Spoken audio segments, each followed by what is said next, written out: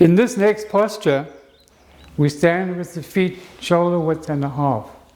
Again, bend the knees, bring the pelvis forward, relax the chest, keep your arms in front of your chest, and it's as if we're shooting a bow.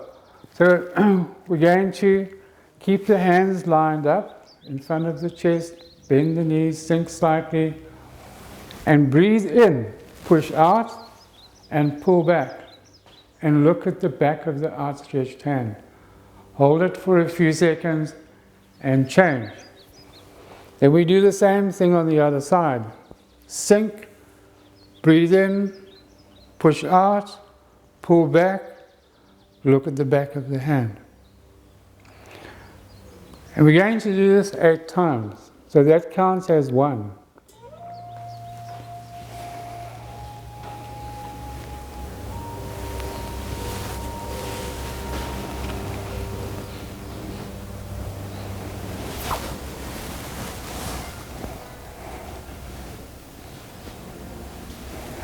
Also, don't lift your elbow. The elbows must always be down.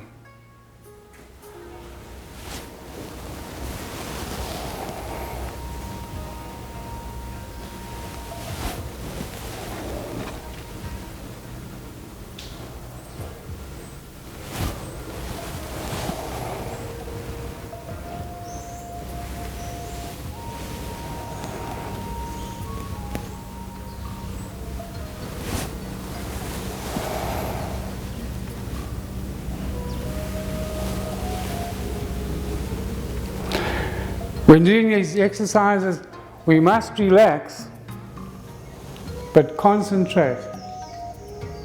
They mustn't be floppy.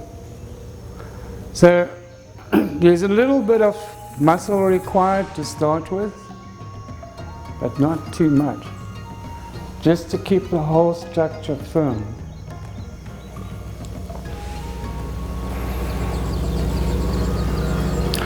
I'll show you what we don't want.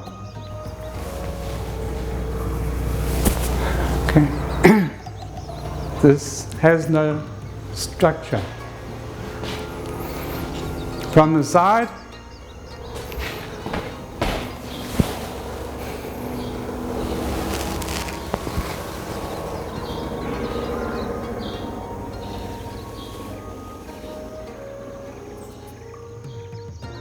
Michelle will now demonstrate the bow and arrow posture, but deliberately making some mistakes, and then I will correct them.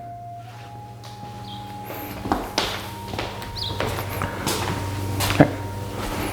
First problem, feet are too wide. They must be parallel.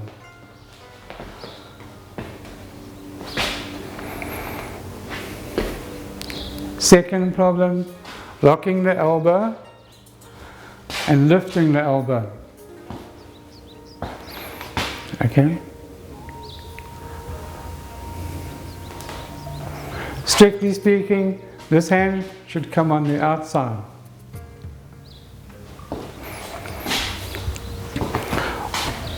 Also, turning the body too much.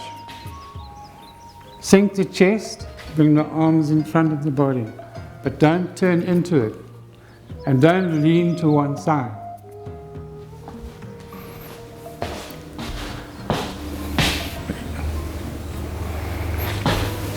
Okay, straighten up your body a little bit, and then the two hands must line up from here to here.